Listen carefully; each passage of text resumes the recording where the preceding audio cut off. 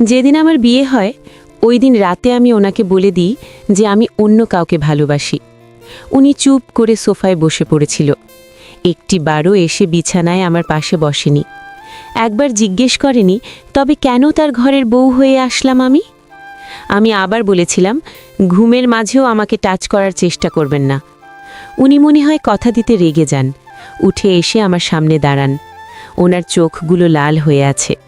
আমি ভয় পেয়ে যাই। হঠাৎই উনি বিছানায় হাঁটু গেড়ে বসে বলতে শুরু করে, ওই আপনি কি মনে করেছেন আমাকে কি মাতাল অভদ্র মনে হয়? ঘুমের মাঝেও যেন আপনাকে স্পর্শ না করি, এর মানে কি? আমি কি হিংস্র পশু যে রাতের আধারে আপনার উপরে ঝাঁপিয়ে পড়ব? তারপর আরও কিছু কথা শুনিয়ে দিয়ে নিজের চোখ মুছতে মুছতে ঘর থেকে বের হয়ে যায়। আমি বিছানা ছেড়ে উঠে গিয়ে জানালা দিয়ে বারান্দার দিকে তাকাই, দেখি উনি নীরবে বসে আছেন আর একটু পরপর চোখ মুছতে ব্যস্ত। বিয়ে ঠিক হওয়ার পরে ভাবির মুখে শুনেছিলাম ছেলেটা খুব ভালো, অবুদ্ধে। দেখো তোমাকে অনেক আগলে রাখবে, জীবনে অনেক সুখে থাকবে। তখন ভাবির কথাটা তেমন আমলে নেইনি, কিন্তু যখন ওনাকে কাঁদতে দেখি তখন ভাবতে থাকি একটা ছেলে মানুষও এভাবে কাঁদতে পারে। আমি যতটুকু জানতাম বিয়েটা ওনার মায়ের পছন্দেই হয়েছে। হয়তো ভাবছে আমার যে ওকে পছন্দ নয় এটা যদি ওনার মা জানতে পারে তবে খুবই কষ্ট পাবেন। ওনার মা ক্যান্সারের সাথে লড়ছিল, কবে মারা যায় কোনো ঠিক নেই। তাই সবসময় আমাকে বলতো, আমাকে আপনার পছন্দ না ঠিক আছে, তবে প্লিজ যতদিন আমার মা বেঁচে আছে আমার মায়ের খেয়াল রাখবেন, কখনো মায়ের অযত্ন করবেন না। উনি কথাটা এত করুণভাবে বলেছিল যে আমার নিজেরই কান্না পাচ্ছে। ওনার চোখে বেদনার জল ঝলমল করছিল। চোখের পানি আড়াল করতে উনি আমার সামনে থেকে চলে যান। আড়ালে গিয়ে চোখ মুছতে থাকেন। একদিন উনি তাড়াতাড়ি বাসায় ফিরে আসেন। আমি তখন আমার বয়ফ্রেন্ডের সাথে ফোনে কথা বলতেছিলাম। উনি এত তাড়াতাড়ি দৌড়ে ঘরে ঢোকেন যে আমি আর ফোনটা রাখার সুযোগ পাইনি। উনি রুমে ঢুকে আমার হাত থেকে ফোনটা টান দিয়ে নিয়ে যায়। তারপর স্ক্রিনে কল রানিং দেখে ফোনটা এত জোরে আছাড় দেয় যে ডিসপ্লে গুঁড়া হয়ে যায়। তারপর প্রচুর রাগে বলতে শুরু করেন, আপনার বাবা আপনাকে বিনা টাকায় এ বাড়িতে পাঠায়নি, দেনমোহরে 2 লাখ টাকা দিতে হয়েছে। বিয়ের গহনা আর অন্য খরচ বাবদ প্রায় 4 থেকে 5 লাখ টাকা খরচ হয়েছে। 10 বছরের সব জমানো ভালোবাসা আর টাকা দিয়ে তারপর আপনাকে এই বাড়িতে এনেছিলাম। এর কোনো শুকরিয়া আপনি আদায় করেছেন কি? চেয়েছিলাম আপনার কাছে, মোহরানার টাকা পরিশোধ করার পর আপনার উপরে আমার সম্পূর্ণ হক ছিল, তবুও এক মুহূর্তের জন্য আপনাকে স্পর্শ করিনি। বিয়ে করে আনার পর এ বাড়িতে ছোট বড় কাজগুলো করাও আপনার দায়িত্ব ছিল, কিন্তু তাও কোনোদিন আপনাকে কিছু বলিনি। শুধু বলেছিলাম মাকে একটু দেখে রাখবেন। আর মা 1 ঘন্টা আগে তার খারাপ লাগার কথা বলেছে আমাকে। ফোন দিয়ে আমি অফিস থেকে চলে আসছি, আর আপনি একটু পাশের রুমে গিয়েও দেখতে পারেননি আমার মা কেমন আছে? আর দেখতেও হবে না আপনাকে, দেনমোহরের অর্ধেক টাকা ফিরিয়ে দিয়ে চলে যাবেন এখান থেকে, আপনাকে আমার প্রয়োজন নেই। তারপর উনি হনহন করে চলে যায়। আমি কখনো এত কষ্ট পাইনি ওনার কথায় যতটা কষ্ট পাই। আসলেই তো এই বাড়িতে আমার 1000টা দায়িত্ব, আর আমি কিনা ওনার একটা আবদার পূরণ করতে পারলাম না। আর কি যেন বলেছিল, 10টা বছরের জমানো ভালোবাসা মানে কি? আসলে যেদিন থেকে যৌবনের পদার্পণ করে তখন থেকে যে ব্যক্তি অনাগত স্ত্রীকে ভালোবাসতে পারেন, আমি কিনা তাকে একটি বারের জন্যও ভালোবাসতে পারিনি, তার একটা আবদারও পূরণ করতে পারিনি। ধপাস করে ফ্লোরে বসে পড়ি। আমার চোখ দিয়ে তখন অবিরাম পানি ঝরছিল। সেই প্রথম আমি মন ভরে কান্না করি। হঠাৎ করে মাইক্রোবাসের দরজা টানার আওয়াজে আমার হোশ ফিরে। তাড়াতাড়ি ঘর থেকে বের হই। দেখে উঠানে একটা মাইক্রোবাস দাঁড়িয়ে আছে, আর উনি আম্মাকে কোলে নিয়ে ঘর থেকে বের হচ্ছেন। কি হয়েছে দেখার জন্য দৌড়ে যাই, দেখি আমার শাশুড়ির জ্ঞান নেই। বুঝতে বাকি রইল না যে উনি অসুস্থ হয়ে পড়েছেন। আমি ওনাকে কেবল আমিও যাব কথাটা বলেই দৌড়ে রুমে চলে আসি। তাড়াতাড়ি বোরকাটা পরে রুম থেকে বের হই। আমাকে গাড়ির পেছনের বড় সিটদের লম্বা করে শোয়ানো হয়েছে, আর মাথাটা আমার স্বামীর ওর উপরে রাখা। আমিও গাড়িতে উঠে পড়ি, গিয়ে ওনার পাশে বসে বলি, আপনি সামনে চলে যান, আমার মাথাটা আমার কোলে দিন। উনি কোনো কিছু না বলে আমার দিকে রক্ত চোখে তাকান। ওনার চাওয়াতে নিষেধ স্পষ্ট। বাধ্য হয়ে আমি পিছনে সিটে গিয়ে বসে পড়ি। আমাকে হাসপাতালের জরুরি বিভাগে ঢোকানো হয়, আর উনি পুরো বারান্দা জুড়ে পায়চারি করছেন। আমি বসে থাকতে পারছি না, কেননা উনি হাঁটছেন।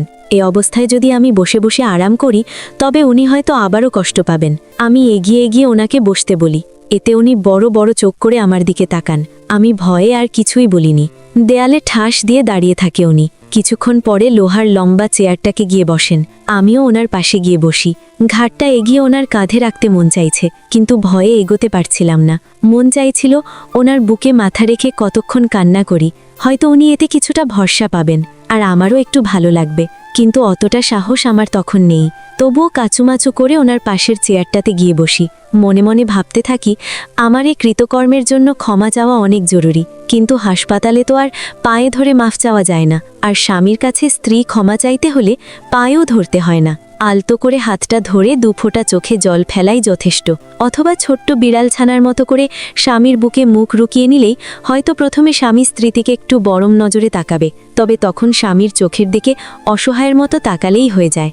একটা লম্বা সময় নিতে কোনো মেয়ে যদি তার প্রিয় মানুষটার চোখের দিকে তাকিয়ে থাকে, তবে সেই ছেলেটা যত রাগী হোক না কেন সে অবশ্যই বলে যাবে। অতঃপর শক্ত করে জড়িয়ে বুকের সাথে মিলিয়ে গেলেই সব শেষ। কিন্তু আমার ক্ষেত্রে মোটেও এমন সুযোগ ছিল না, কেননা ওনার সাথে আমার স্বামী স্ত্রীর কোনো সম্পর্কই ছিল না। কোনোদিন একটু সময় নিয়ে ওনার সাথে কথাও বলিনি, তবে ভাবলাম একটু চেষ্টা করতে ক্ষতি কি। ওনার ডান হাতটা টেনে আমার দুই হাতের মধ্যে নিলাম। উনি কিছুই বললেন না, এক দৃষ্টিতে অন্যদিকে তাকিয়ে আছে। আমি বুঝতে পারি চিন্তায় উনি এই বিষয়টি খেয়াল পর্যন্ত করেননি। আমি ওনার দৃষ্টি আমার দিকে ফেরাতে চেষ্টা করলাম। ওনার হাতটা শক্ত করে আমার দু হাতের তালুর মধ্যে নিলাম। তাতেও কোনো কাজ হয়নি দেখে আমি নিজেকে ওনার একদম কাছে নিয়ে গেলাম। ওনার কাঁধে মাথা রেখে ওনার বাহুটা জড়িয়ে ধরলাম। এবার উনি আমার দিকে তাকালো। আমি ওনার চোখের দিকে তাকিয়ে নিজের ঠোঁটগুলো বারবার বাঁকাতে লাগলাম আর ঘন ঘন ঠোকর গেলতে গেলতে একটা করুণ দৃষ্টিতে ওনার দিকে তাকিয়ে রইলাম। উনি কি ভাবলো জানি না, একটা দীর্ঘশ্বাস ছেড়ে চোখের পাতা দুটো এক করতেই কয়েকটি ফোঁটা জল গড়িয়ে পড়ল। উনি বাম হাতে চোখ মুছে নিয়ে আমার হাতের তালুর পিঠটা চেপে ধরে রাখল। আমার কাছে তখন কেমন লাগছিল সেটা আমি আজও কল্পনা করতে পারি না। কোনো একটা অজানা অনুভূতি এসে গ্রাস করছিল আমাকে। ওটা ছিল ওনার প্রথম স্পর্শ। প্রিয় মানুষটার কাছে প্রতিটা নারীর হয়তো এমন একটা স্পর্শের আশায় থাকে, তবে আমাদের মধ্যে একে অপরের প্রিয় হওয়ার মতো কোনো সন্দেহ তখন নেই। তাই ওই সব কিছু মিলিয়ে এক অন্যরকম অনুভূতি হচ্ছিল আমার, কিন্তু সেটা বেশিক্ষণ স্থায়ী হয়নি। পরক্ষণেই উনি আমার কাছ থেকে নিজেকে ছাড়িয়ে নিলেন। চেলার থেকে উঠে সামনে চলে গেলেন। আমি অবাক চোখে ওনার দিকে তাকিয়েছিলাম। উনি একবারের জন্যও আমার দিকে ফিরে তাকায়নি। একটু পর ডাক্তার রুম থেকে গোমরামুখী বেরিয়ে আসে। আমার স্বামী দৌড়ে ওনার কাছে যান। উৎসুক দৃষ্টি তাকিয়ে থাকেন ওনার দিকে। ওনার সেই করুণ দুচোখের দৃষ্টি আজও আমার চোখে ভেসে ওঠে। অতঃপর ডাক্তার ওনার কাঁধে হাত রেখে কিছুক্ষণ সময় নিয়ে আস্তে আস্তে কিছু একটা বলতে থাকে। আমিও উঠে সেখানে যাই শোনার জন্য, কিন্তু ডাক্তারে যা বলল তা শোনার জন্য আমরা কেউ প্রস্তুত ছিলাম না। ডাক্তার ওনার কাঁধে হাত রেখে বললেন, সরি স্যার, আপনার মায়ের লিভার ক্যান্সার হয়ে গেছে, হয়তোবা আর বেশি হলে 40 দিন বাঁচবে, পরীক্ষা করলে পুরো শিওর হওয়া যাবে। কথাটা শুনতেই আমার শরীরের রোমগুলো দাঁড়িয়ে যায়, আর উনি যেন কাঁদতে ভুলে গেলেন। রোবটের মতো মেপে মেপে কয়েক কদম এগিয়ে এসে আবার চেয়ারটাতে বসেন।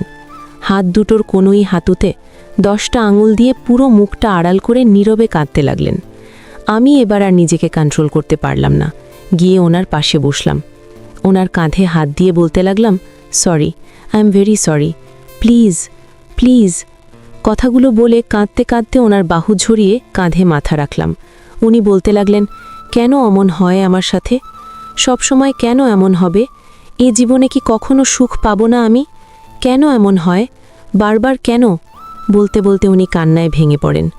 আমি ওনার মাথাটা আমার কাঁধে রেখে মাথায় হাত বুলাতে থাকি আর সান্ত্বনা দিয়ে বলতে থাকি, আম্মার কিছু হবে না, একদম চিন্তা করবেন না। হঠাৎই উনি আমাকে ধাক্কা দিয়ে উঠে পড়েন। আমিও এগিয়ে যাই ওনার সাথে সাথে। মায়ের জ্ঞান অনেক আগেই ফিরেছে, কিন্তু খুব শীঘ্রই পৃথিবীর মায়া ত্যাগ করবে হয়তো। তখন রাত প্রায় 10টা। আমাকে নিয়ে বাসায় আসতে আসতে প্রায় 11টা বাজে। উনি নিজ হাতে আমাকে খাইয়ে দিয়ে ঘুম পাড়িয়ে দিয়ে আমার রুমে চলে আসে। রাত প্রায় 1টার দিকে আমার একবার ঘুম ভেঙে যায়। দেখি উনি সোফায় নেই, ঘরের দরজা খোলা। আমি উঠে গিয়ে ওনাকে খুঁজতে থাকি। অবশেষে ছাদে গিয়ে ওনাকে পাই। দেখি দেয়ালে ঠ্যাস দিয়ে বসে কাঁদতেছেন। আমি খুঁজে পাই না উনি এত কাঁদেন কি করে। একটা ছেলে যে এত কাঁদতে পারে ওনাকে না দেখলে বুঝতামই না। হয়তোবা ছেলেবেলাতেই বাবাকে হারিয়েছে, সারা জীবন সংগ্রাম করে আসছেন একা একা। জীবনের পথ চলাতে মা একমাত্র সঙ্গী ছিল, আর তিনিও ছেড়ে চলে যাবেন এই ভাবনা, এত কান্না। আমি ওনার পাশে গিয়ে বসতেই উনি কান্না থামিয়ে চোখ মুছতে ব্যস্ত হয়ে বলল। তারপর বলতে লাগল, এত রাতে ছাদে এসেছেন কেন? যান, ঘরে গিয়ে ঘুমান। আমি কোনো কথা বলিনি, তাই উনিও আর কিছু বলল না, ওভাবেই বসে রইল। আমি ওনার দিকে আরেকটু এগিয়ে গেলাম, ওনার হাতটা জড়িয়ে ধরে মাথাটা ওনার কাঁধে রাখলাম, আর উনি সাথে সাথেই উঠে অন্যদিকে চলে গেল। আমি আবার ওর পাশে গিয়ে দাঁড়িয়ে রইলাম। আমার মন চাইছিল একবার ওনার বুকে মাথা রেখে চোখের জলে ওনার বুকটা ভিজিয়ে দিতে, এতে যদি উনি আমাকে ক্ষমা করেন। সেই ভাবনা থেকে ওনাকে জড়িয়ে ধরলাম। উনি আমাকে হালকা ধাক্কা দিলেন, আমি আরও জোরে জড়িয়ে ধরলাম। উনিও জোরে ধাক্কা মেরে আমাকে সরিয়ে দিলেন। আমি আবারও এগিয়ে গিয়ে ওনাকে জড়িয়ে ধরি। উনি এবার আমাকে ধাক্কা মেরে সরিয়ে দিয়ে হাত উঁচিয়ে আমাকে থাপ্পড় দিতে নেয়, আবার হাতটা গুটিয়ে নিয়ে সরি বলে চলে যায়। সিঁড়িঘরের কাছে গিয়ে দেয়ালে ড্রিম করে একটা ঘুষি মারে। আমি বুঝতে পারি উনি আমাকে থাপ্পড় দিয়ে যে রাগটা কমাতে চেয়েছিলেন, সে দেয়ালে ঘুষি দিয়ে কমানোর চেষ্টা করেছেন। আমি চাঁদের আলোতে খোলা ছাদে বসে কাঁদতে থাকি। একটু পরে আবার ভয় লাগতে শুরু করে যে এত রাতে ছাদে একা, তাই ঘরে চলে যাই। এতক্ষণে উনি আবার ঘুমিয়ে পড়েছেন, সোফায় শুয়ে আছেন, একেবারে জড়সড় হয়ে। হয়তো শীত লাগছে।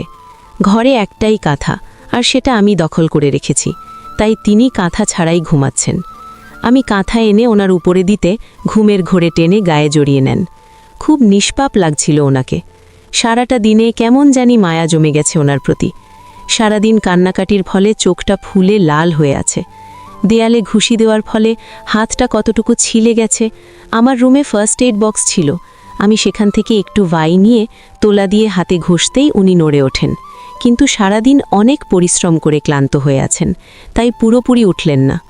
কাজ শেষে আমি ওনার কপালে একটা চুমু দিয়ে গিয়ে শুয়ে পড়ি।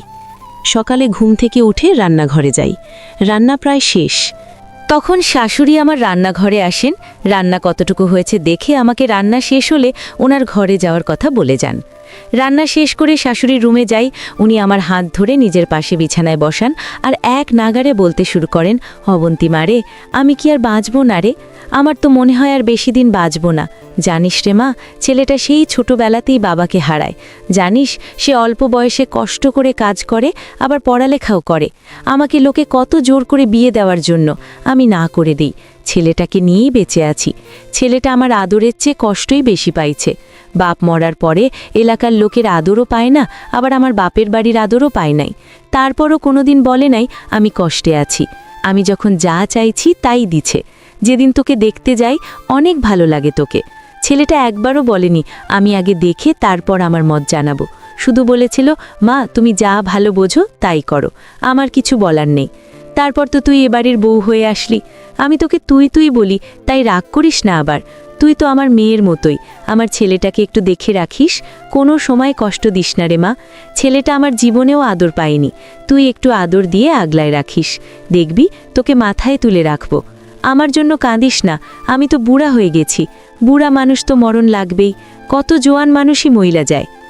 আমি ওনার হাজারটা কথার বিপরীতে কি বলবো কোনো ভাষা পাইনি সেদিন। ওনাকে জড়িয়ে ধরে চিৎকার করে কাঁদতে থাকি। আমি আমার নিজের মাথেও কোনো দিন এত আপন করে পেয়েছি কিনা জানি না। উনি আমার মাথায় হাত বুলিয়ে বলেছিলেন, পাগলি মায়া, কান্দোস কেন? বুড়া মানুষের লাইগে কাঁদলে কি হইব? তুই খালি আমার পোলাদারে দেখা রাখিস। তারপর আমার কপালে একটা চুমু দিয়ে দেয়। তার বদলে আমিও ওনাকে শক্ত করে জড়িয়ে ধরি। নিজের মায়ের থেকেও বেশি আপন তখন ওনাকে মনে হচ্ছিল। সেদিনের পর থেকে আমার স্বামীকে সব সময় মনমরা দেখতাম। এর কিছুদিন পর আমার স্বামী আমাকে একটা ফোন কিনে দেয়। আমি আবার আমার সেই পুরানো সিমটা ইউজ করা শুরু করি। একদিন আমার বয়ফ্রেন্ড আমাকে রাতের বেলায় কল দেয় আর নানান কথা বলা শুরু করে। তবে স্বামীকে ডিভোর্স দিব, এতদিন কেন ফোন দেইনি, কেন ফোন অফ ছিল, দুনিয়ার সব কথা। আমি আবারও আমার বর্তমানকে ভুলে ওর সাথে কথা বলায় ব্যস্ত হয়ে পড়ি। আবার তার কথা ভাবতে থাকি। প্রায় আধা ঘন্টা কথা বলার পর হঠাৎ ঘরে কারো আসার শব্দ পাই। আমি ফোনটা না লুকিয়ে পেছনের দিকে ঘুরতেই দেখি আমার স্বামী অফিস থেকে ফিরছে। উনি আমার ফোনে কথা বলার ব্যাপারটা দেখে ফেলে, কিন্তু কোনো রিয়্যাক্ট না দেখিয়ে শুধু কাপড় চেঞ্জ করে ঘর থেকে বেরিয়ে যায়। আমি আবারও তার সাথে নিয়মিত কথা বলতে থাকি। আমার বয়ফ্রেন্ডের প্রতি আবার মায়া বেড়ে যায়, কেননা এমনিতেই আমাদের রিলেশন সেই কলেজ লাইফ থেকে প্রায় 3 বছরের। আমি ফোনে কথা বলার সময় প্রায়ই দেখে ফেরত, কিন্তু কিছু বলতো না। এভাবে প্রায় 20 দিন চলে। একদিন সকালবেলা ঘুম থেকে উঠেছি, উনিও উঠেছেন। হঠাৎই আম্মা কেমন জানি করতে থাকে। তাড়াতাড়ি হাসপাতালে নিয়ে যায়।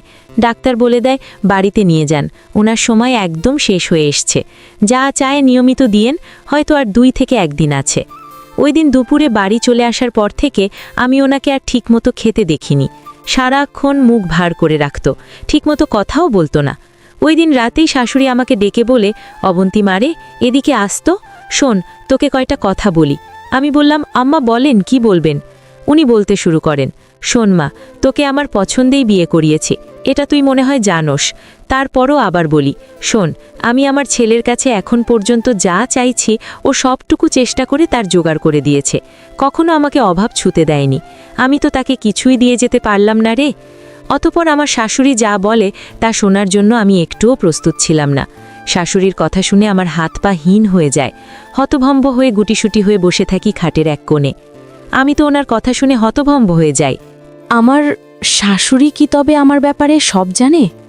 আমার শাশুড়ি না থেমে আবারও বলতে থাকে, শোন মা, পৃথিবীতে যে যা চায় তা কি তখনও পায়?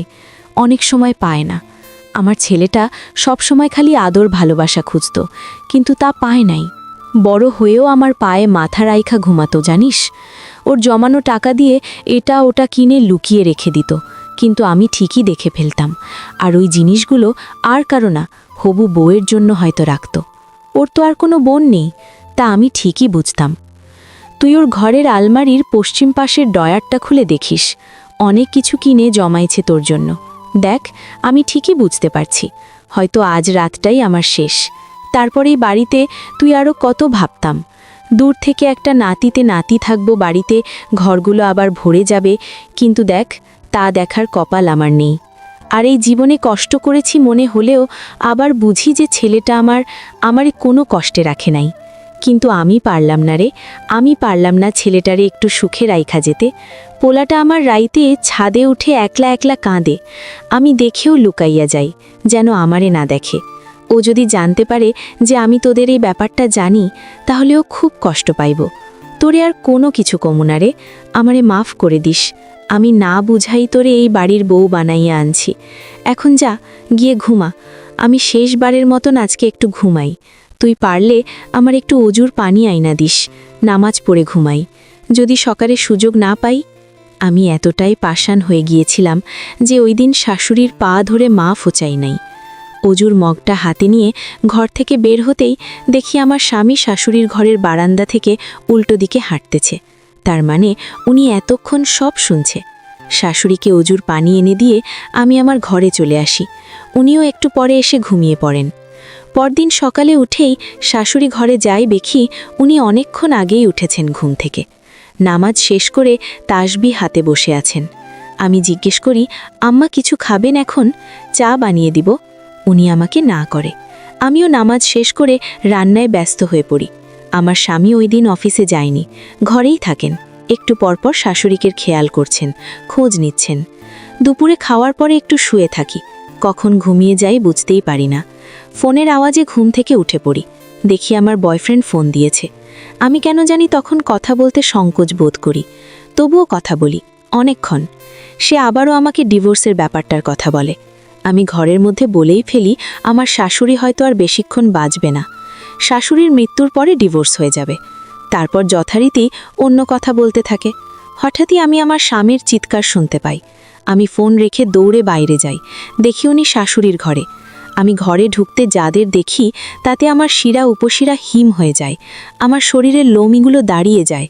আমার স্বামী শাশুড়িকে জড়িয়ে ধরে কাঁদতেছেন। আমার শাশুড়ি তখন আর পৃথিবীতে নেই। আমি ঘর থেকে বের হয়ে আসি। আমার কানে একটা কথাই বারবার বাজতে থাকে, তুই তো আমার মেয়ের মতোই। আর কোনোদিন কেউ হয়তো আমাকে অত আপন করে নেবে না। ভাবতেই চোখ বেয়ে পানি ঝরতে থাকে। রুমে এসে বাড়িতে ফোন দিয়ে কাঁদতে কাঁদতে আমার ভাবিকে শাশুড়ির মৃত্যুর কথা বলি। প্রায় ঘন্টা দুয়েক পরে আমার বাবার বাড়ির অনেকে চলে আসে।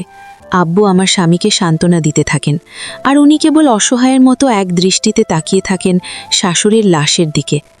আসরের নামাজের পরে জানাজা হয়। শাশুড়িকে দাফন করে এসে উনি সোজা শাশুড়ির রুমে চলে যায়, আবার কান্নাকাটি শুরু করে দেন। আমি কি করব কিছুই মাথায় আসছিল না। শেষে আমার ভাবি আমাকে তাগাতে দেয় যেন আমি গিয়ে স্বামীকে সান্ত্বনা দিই। আমি তাদেরকে দেখানোর জন্য একটু এগিয়ে গিয়ে ওনাকে কাঁদতে বারণ করি। রাতের আগেই আমার বাড়ির সবাই চলে যায়। রাতে 10টার দিকে আমার স্বামী ছাদে একা বসে আছেন আরামিন ঘরে। তখনই আমার বয়ফ্রেন্ডের ফোন আসে। ওকে শাশুড়ির মৃত্যুর কথা বলতেই সে খুশি হয়, কিন্তু ব্যাপারটা আমার খুব খারাপ লাগে। একটা মানুষের মৃত্যুতে কি খুশি হওয়া যায়? আমি তাকে বকা দিলেই সে উল্টো আমাকে নানান কথা বলতে থাকে, নানান কথা বলে ইমোশনাল ব্ল্যাকমেল করতে থাকে। আমি আর বেশি কথা না বাড়িয়ে ওকে আশ্বাস দেই যে খুব তাড়াতাড়ি আমাদের ডিভোর্স হয়ে যাবে। সে যেন তার বাড়িতে বিয়ের জন্য আলাপ করে। শাশুড়ির মৃত্যুর প্রায় 10 দিন হয়ে যায়। আমরা তেমন কোনো কথা বলি না, একসাথে খেতেও বসি না। 11 দিনের দিন আমার হঠাৎ শাশুড়ির কথাগুলো মনে পড়ল। উনি হয়তো আমায় বলেছিল আলমারিতে অনেকগুলো জিনিস আছে আমার জন্য। আমি ওনার প্যান্টের পকেট থেকে চাবি নিয়ে ওই ড্রয়ারটা খুলি। দেখি পশ্চিম পাশের ড্রয়ারের পুরোটা ঠাসাঠাসি ভর্তি। অনেকগুলো সুন্দর সুন্দর শাড়ি আর কিছু 3 পিসের কাপড়, খুব সুন্দর ডিজাইন করা অনেকগুলো গহনা, আর সুন্দর একজোড়া পায়েল, আর একটা সোনালি রঙের ঘড়ি। আমি ড্রয়ারটা বিছানায় নামিয়ে সবগুলো জিনিস নাড়িয়ে দেখতে থাকি। পায়েল জোড়া খুব সুন্দর হওয়াতে তখনই আমার পায়ে পড়ে নেই। তারপর আবার সবগুলো জিনিস গুছিয়ে রাখতে চাই। তখন পায়েলের ঝুনঝুন শব্দ পেয়ে উনি ঘরে চলে আসেন। এসেই আমাকে বকাঝকা শুরু করে দেন। আপনি কোন সাহসে আমার ড্রয়ারে হাত দিয়েছেন? আপনাকে কে অনুমতি দিয়েছে? আপনি একবার আমাকে জিজ্ঞেস করেছেন? বলেই সামনে এসে আমাকে একটা থাপ্পড় মেরে বসে। আজ পর্যন্ত কখনো আমার সাথে এমন করেনি, অথচ ওই দিন আমাকে থাপ্পড় দেওয়ার মানেটা আমি আজও বুঝিনি। কিন্তু থাপ্পড় খেয়ে আমার মাথায় রাগ উঠে যায়। আমি উল্টো ওনাকে ঝাড়তে শুরু করি। আপনি কোন সাহসে আমার গায়ে হাত তুললেন? আপনি কি ভাবছেন আমি কিছুই বলবো না? আমাকে আর 8-10টা মেয়ের মতো ভাববেন না। উনিও বলতে শুরু করেন, তোকে কি ভাববো? আর তুই 8-10টা মেয়ের মতো হবি কেন? তুই যে কেমন মেয়ে তা আমি অনেক ভালো করেই বুঝতে পারছি। আমিও রাগের মাথায় বলতে শুরু করি, হইছে, আর বলতে হবে না, আমাকে ডিভোর্স দিয়ে মুক্ত করেন এবার। আমি আর আপনার সাথে থাকতে পারবো না। ওনার মুখটা শুকিয়ে যায়, তারপর একটু নিচু গলায় উত্তর দেয়, তোর ভালো নাগ লাগলে তুই চলে যা। আমি কেন আগ বাড়িয়ে ডিভোর্স দিতে যাব? যা, এক্ষুনি চলে যা, দেখ তোর কোনো দরদি। নেন, আমি আর দেরি করিনি, তখনই নিজের বাড়ি চলে যাই। ওই দিনের সেই ভুলের মাসুল কি হবে তা আমি আন্দাজও করতে পারিনি, কিন্তু আস্তে আস্তে আমার সব বুঝে আসতে থাকে। কিছুদিন পর আমার বাড়িতে ডিভোর্স লেটার চলে আসে, আর সেই লেটারটা সবার আগে আমার বাবার হাতে পড়ে। ডিভোর্স লেটারটা আমার বাবার হাতে পড়তেই বাবা আমাকে ডাকতে থাকেন আর বলতে থাকেন, এসব কি মা? মরছে এখনো 15 দিন হয় নাই, এর আগেই তোরে ডিভোর্স দিছে। ও ভাবছেটা কি? আমার আগেই সন্দেহ হয়েছিল, খালি যখন ওর মা এসা বিয়ে ঠিক করে গেছে, তোর মা তো খালি লাফাইছে, পোলা ভালা কইয়া। এখন যে তোর জীবনটা নষ্ট কইরা দিল। ততক্ষণে আমার ভাবি রান্নাঘর থেকে দৌড়ে আসে, এসেই বলতে থাকে, পোলাটা এত ভালা ভাবছিলাম, আর তার ভেতরে ভেতরে এই মার পছন্দে বিয়ে কইরা এখন মা মরতে ডিভোর্স দিয়ে দিছে। এতক্ষণে বুঝলাম, তাইলে মনে হয় মারে খুশি করার লাইগা বিয়ে করেছিল, এখন মা মইরা গেছে গা, আর বউ ডিভোর্স দিছে। আমি শুধুই অভিনয়ের কান্নাকাটি করতে থাকি। ভাবি আমার মাথায় হাত দিয়ে বলতে থাকে, কান্দিস না, আমরা আছি না, কাঁদতে হইব না তোর, আমরাই তোরে দেখা রাখবো। আমি শুধুই অভিনয়ের কান্নাকাটি করে নিজের ঘরে এসে দরজা দিয়ে বসে থাকি, আর ভাবতে থাকি, সব কিছু তো আমার কারণেই হয়েছে, সব দোষ আমার, ওনার তো কোনো দোষ নেই। আমার পরিবারের সবার কাছে উনি এত প্রিয় ছিল, আর আজকে সবাই ওনাকে নিয়ে কত খারাপ মন্তব্য করতেছে। সব কিছুতে তো আমারই দোষ। এখন যদি গিয়ে আমি আমার দোষের কথা বলি, আব্বা আমাকে আস্ত রাখবেন না। আমি ওই দিন রাতে বয়ফ্রেন্ডকে ফোন দিয়ে ডিভোর্সের কথা জানাতেই ও যেন চমকে ওঠে আর বলতে থাকে, কি বলো? এসব ফাইজলামও বন্ধ করো, ডিভোর্স দিছে বললেই হয়ে গেল? আমি বলি, হ্যাঁ, মোহরানার সব টাকা আগেই পরিশোধ করা হয়েছিল, বিয়ের দিনই দিয়ে দিচ্ছিল, তাই সমস্যা হয়নি। ও বলে, তবে এখন কি করব? আমি বলি, তুমি এবার তোমার বাসায় জানাও। সে উত্তর দেয়, কি বলছো তুমি? বাসায় জানালেই হবে নাকি? আমার বাড়িতে রাজি হবে না, আর তাছাড়া ডিভোর্সি মেয়ে কি ভালো? আমি বলি, কি বলতে চাও তুমি? ডিভোর্সি মেয়ে ভালো না মানে? আমি কি করছি? তোমার কথায় তো আমি আমার স্বামীর সংসার ছেড়ে আসছি, এবার তুমি তোমার বাড়িতে জানাও। সে বলে, এটা কোনোদিনও সম্ভব না, আমি পারবো না, আর তুমি যদি আমাকে বিয়ে করতে চাও তবে পালিয়ে বিয়ে করতে হবে। আমি বলি, পালিয়ে বিয়ে করব কেন? এতদিন তো আমাকে জ্বালিয়ে মারছো, খালি ডিভোর্স আর ডিভোর্স, এখন এই কথা বলতেছো কেন? আমি অত কিছু বুঝি না, তুমি কবে আমাকে বিয়ে করবে সেটা বলো। সে বলে, ইসলামী শরীয়ত তো বলে মেয়েদের ডিভোর্স হলে 4 মাস ইদ্যত পালন করতে হয়, ওই কয়টা দিন আগে শেষ হোক, তারপর বলি। আমি বলি, আমার সেটা প্রয়োজন নেই, ওইটা প্রেগন্যান্সি শিওর হওয়ার জন্য, আর আমাদের এমন কোনো সম্পর্ক ছিল না যে আমার বাবা হওয়ার সম্ভাবনা থাকে। সে বলে, তুমি বললেই হলো, এমন কি শিওর আছে? একসাথে 2 মাস থাকছো, কত কিছুই তো হতে পারে। আমি বলি, কি বলতে চাও তুমি? তোমার কি আমার প্রতি বিশ্বাস নেই? আর আমি না করার পরেও তুমি এ কথাটা কিভাবে বলতে পারলে? সে বলে, বলতে পারলাম কি আবার? তুমি কি দুধে ধাওয়া তুলসী পাতা নাকি, না মহামনীষী যে তোমার কথা বিশ্বাস করতেই হবে? আমি বললাম, এই 3 বছরে তুমি আমাকে এতটুকু চিনছো, আমাকে এত অবিশ্বাস হলো তোমার, নাকি আমাকে বিয়ে করার ইচ্ছে নেই তোমার? সে বলে, আমি জানি না, আমি বাড়িতে কোনোদিনও তোমার কথা বলতে পারবো না, যদি পালিয়ে যেতে পারো তবে আমি রাজি আছি। আমি পুরা উত্তাল সাগরের মাঝে পড়ে যাই, কোন দিক যাব কোনো কিছু মাথায় আসে না। এখন যদি পালিয়ে না যাই তবে ও আমাকে বিয়ে করবে না, আবার পালিয়ে গেলে আমার বাবার সব মানসম্মান ধুলায় মিশে যাবে, সবাই টিটকারি করবে। তার উপর আমি বাধ্য হয়ে ওকে বলি যে হ্যাঁ, আমি পালিয়ে যেতে রাজি আছি, এখন বলো কবে বিয়ে করবে? সে বলে, সেটা আমি কি বলবো, তুমি ঠিক করো, আর টাকা ম্যানেজ হলে তারপর আমাকে বলবে। আমি বলি, টাকা ম্যানেজ হলে মানে? টাকা কি আমি দিব, নাকি টাকা আমি কোথায় পাবো? সে বলল, টাকা কোথায় পাবি মানে? দেনমোহরের টাকা কি হয়েছে? আমি বলি, দেনমোহরের এই টাকা উনি বিয়ের সময় পুরো টাকা দিয়েছিল, ওটা আব্বুর কাছ থেকে আমি নিতে পারবো না। সে বলে, নিতে না পারলে বিয়ে হবে কি করে? আমি একটা টাকাও খরচ করতে পারবো না, আমার কাছে কোনো টাকা নাই। আমি বলি, কি বলছো তুমি এসব? তোমার কাছে যদি বিয়ে করে মতো টাকাই না থাকে, আবার বাড়িতেও জানাতে না পারো, তবে আমার সংসার ভাঙলে কেন? সে বলে, আমি তো ভাবছিলাম দেনমোহরের 2 থেকে 3 লাখ টাকা পাবা, ওইগুলো দিয়েই হবে। আমি বলি, তুমি ইদ্যত পালনের কথা জানো, তবে এটা জানো না স্ত্রী নিজে ডিভোর্স নিয়ে ওইটা খোলা তালাক বলে, এতে স্বামীর টাকা দিতে হয় না, উল্টো স্বামীকে টাকা দিয়ে ওই তালাক নিতে হয়। তুমি কেন তবে শুধু শুধু আমার সংসার ভাঙলে? ও বলে, দেখো যা হওয়ার হয়ে গেছে, তুমি আবার চলে যাও, আমার তোমাকে বিয়ে করা সম্ভব না। আমি বলি, সম্ভব না হলে তুমি কি আমাকে ভালোবাসো না? যদি আমাকে বিয়েই না করো তবে আমার সাথে রিলেশন করলে কেন? সে বলে, বিয়ের আগে হলে হয়তো বাড়িতে বলতে পারতাম, এখন তুমি একটা ডিভোর্সি মহিলা, ডিভোর্সি মহিলাকে বিয়ে কোন পরিবার মেনে নিবে? আর আমি ভাবছিলাম তুমি দেনমোহরের টাকা পাবে, সেটা দিয়ে না হয় বিয়ে করে নেব, পরে 2 থেকে 1 বছর পরে বাড়িতে আসলে ঠিক হয়ে যাবে। কিন্তু এখন তুমি টাকা দিতে পারবে না, তাই আমিও বিয়ে করতে পারবো না, আর আমি তোমাকে আজ থেকে ভালোবাসি না, আমাকেও আর ফোন দিবা না। এটা বলেই সে ফোন কেটে দেয়। আমি ফোন দিলে আর রিসিভ করে না। আমি কার জন্য সব সেরে চলে আসলাম, আর সে আমাকে এই কথা বলতেছে? কার জন্য আমি এত কিছু করলাম? আমি এখন কোন দিকে যাব?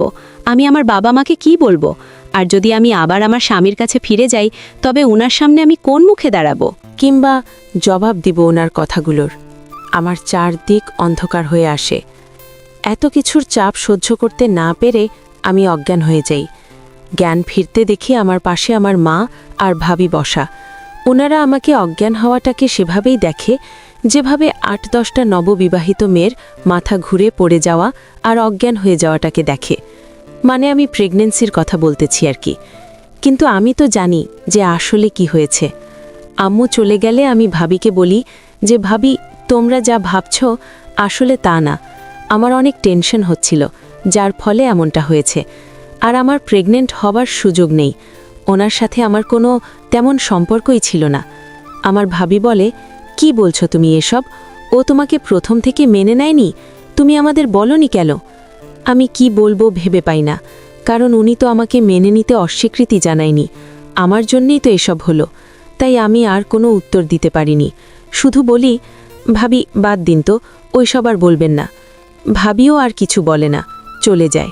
পরদিন আমি আবার আমার বয়ফ্রেন্ডকে ফোন দেই। তখন ও আমাকে যে কথাগুলো বলে তা শুনে আমার মনে হয় এক্ষুনি আমার পায়ের নিচের মাটি সরে যাক। আমার আর এই পৃথিবীতে থাকার প্রয়োজন নেই। যাকে এত বছর ধরে ভালোবাসি, যার মায়ায় আমি স্বামীর সংসার ছেড়ে চলে এসেছি, যার জন্য আমার স্বামীর মনে কষ্ট দিয়েছি, আমার অসুস্থ শাশুড়িকে মনে কষ্ট দিয়ে পৃথিবী ত্যাগ করতে হয়েছে, সেই কিনা আজকে বলল, আমি কেবল তোমার টাকাগুলোর জন্যেই বিয়ে করতে চেয়েছিলাম, এখন তুমি নাকি টাকাই খরচ করতে পারবে না। আমি অত টাকা কোথাও পাবো না, আর বিয়েও করতে পারবো না। আর বাড়িতে আমি একজন অবিবাহিত ছেলে হয়ে যদি একটা ডিভোর্সি মেয়েকে বিয়ের কথা বলি, তবে আমার বাবা আমাকে ত্যায্যপুত্র করতে পারেন। আমি তোমাকে বিয়ে করতে পারবো না, আর ভালোবাসি না, আমাকে আর দ্বিতীয়বার কল দিবে না। আমি কার জন্য এত কিছু করলাম? কার জন্য সব কিছু ছেড়ে চলে আসলাম? আমার আর কিছুই ভালো লাগতো না। আমার বাড়িতে প্রতিনিয়ত আমার স্বামীকে নানান কথা বলতে থাকে। আগে সহ্য হলেও পরে আর আমার ওই কথাগুলো সহ্য হয় না। উনি কেন এত কথা শুনবেন? ওনার তো কোনো দোষ ছিল না, ওনার মাঝে তো কোনো কিছুরই কমতি ছিল না। আমি তো ভালোবাসাগুলোকে দূরে ঠেলে দিয়েছি। কেন করলাম আমি এসব? কেন একটিবারের জন্য আমি ওনার কথা ভাবলাম না? আমি এতটাই স্বার্থপর হয়ে গেলাম। উনি কি কখনো আমাকে ক্ষমা করতে পারবেন? আর কি কোনো সুযোগ আছে আমার ওনার কাছে থেকে ক্ষমা নেওয়ার? এমন হাজারটা প্রশ্ন আমাকে প্রতিনিয়ত তাড়া করতে থাকে। বিবেকে ছুড়ে দেওয়া প্রতিটা গভীর প্রশ্ন আমার হৃদয়টাকে ক্ষতবিক্ষত করতে থাকে। আমার মন চায় যদি একটি বারের জন্য হলেও ওনাকে শক্ত করে জড়িয়ে ধরতে পারতাম, চোখের পানিতে ওনার বুকটা ভিজিয়ে দিতে পারতাম। হয়তোবা উনি আমাকে জড়িয়ে ধরে বলতো, আর কাঁদতে হবে না, ভালোবাসি তোকে, খুব ভালোবাসি, কথা দে, আর কখনো ছেড়ে যাবি না। আমি তখন ওনার বুকে মুখ লুকিয়ে বলতাম, এ জীবন যতদিন আছে কখনো আর ছেড়ে যাব না, শুধু একটিবার আপনার বুকে ঠাঁই দিবে না মায়। কিন্তু এই কথাগুলোকে কেবল কল্পনায় জায়গা দেওয়া যায়, বাস্তবতা অনেক ভিন্ন। আমি কি কখনো ওনার সামনে দাঁড়াতে পারবো? ওনার চোখে চোখ রাখতে পারবো? ওনার মুখে মাথা রাখতে পারবো? শক্ত করে একবার জড়িয়ে ধরতে পারবো? জানি না কখনো সম্ভব কিনা। আমি পারবো না, আমি হয়তো পারবো না। তবে আজ কেন জানি মনে হচ্ছিল, হ্যাঁ, আমি ওনাকে খুব করে ভালোবেসে ফেলেছিলাম। ওই পুরনো সিম কার্ড, সেই 3 বছরের মায়া আমাকে শেষ করে দিয়েছে, আমার ভালোবাসাকে শেষ করে দিয়েছে। এসব ভাবতেছিলাম। ঠান্ডা ফ্লোরে বসে কাঁদতেও শরীরে অনেক শক্তি ব্যয় হয়, তাই খুব ক্লান্ত লাগছিল। একটু ঘুমালে মনে হয় ভালো হতো। এই ভেবে ফ্লোর থেকে উঠে বিছানার কাছে যেতেই ঝুনঝুন শব্দ আমার কানে বাজতে থাকে। হ্যাঁ, ওই দিন আসার সময় পায়েল হলো রেখে আসেনি উনিও আমাকে বারণ করেনি। হয়তোবা ভালোবাসতেন বলেই কিছু বলেননি, নতুবা আমার সাথে আর কথা বলার কোনো রুচি হয়নি। তাই আমারও আর রাগের সময় খেয়াল হয়নি। বিছানায় বসে এক নজরে তাকিয়েছিলাম পায়েলগুলোর দিকে। রেডিমেড জিনিস নয়, অর্ডার দিয়ে বানানো একটা পায়েল। খুলে প্রতিটা অংশ ভালোভাবে খুঁটিয়ে দেখছিলাম। খোদাই করে খুব সুন্দর করে লেখা ছিল এ, আবার একটু দূরে লেখা আই, একটু উঁচু করে আঁকা লাভ, তারপরে লেখা ইউ। এই ছোট ছোট সংক্ষিপ্ত লেখাগুলোর মানে সবাই বোঝে, আমরাও সেদিন বুঝেছিলাম। পায়েলটা বুকে জড়িয়ে অনেক কান্না করি। এত ভালোবাসা জমা ছিল আমার জন্য, আর আমি একটু অর্জন করতে পারলাম না। পায়েলে কি কেবল এটা লিখেছিল, না প্রতিটা জিনিসে এভাবে লেখা ছিল, আর আমি সেগুলোকে আমার গলায়, আমার হাতে এক জায়গায়ও স্থান দিতে পারলাম না, শুধুমাত্র পায়ে স্থান দিতে পারলাম। আমি নির্বোধ, সবচেয়ে বড় নির্বোধ। বৈধ ভালোবাসাগুলোকে দূরে ঠেলে দিয়ে একটা অবৈধ মায়ায় জড়িয়েছিলাম। অন্ধকার হয়ে আসে আমার পৃথিবীটা। অনেকে হয়তোবা ওই সময়ে আত্মহত্যা করে ফেলে, কিন্তু আমি করিনি। আমার যে সেই হারানো ভালোবাসা পেতেই হবে। এ পৃথিবীতে যদি নাও পাই, পরের জগতে হয়তোবা পাব। আর যদি আত্মহত্যা করি, তবে তো আর কোনো জগতেই আমি সেই ভালোবাসা পাব না। সেই চিন্তায় বেঁচেছিলাম। এ গল্প পুরোটা পড়তে চাইলে গল্পের শেষে লেখা কথাগুলো অবশ্যই বলবেন। প্রতিদিন ভাবতে থাকি ওনাকে একটু ফোন দেই, কিন্তু সাহসে কোলায় না। আমি পারি না ফোন দিতে। এভাবে প্রায় 10 দিন কেটে যায়, মনে হয় আরও বেশিও হতে পারে। একদিন রাতে খেতে বসেছি, তখন একটা মেসেজ আসে। আমি খাওয়া শেষ করে আর সেটা দেখতে মন থাকে না।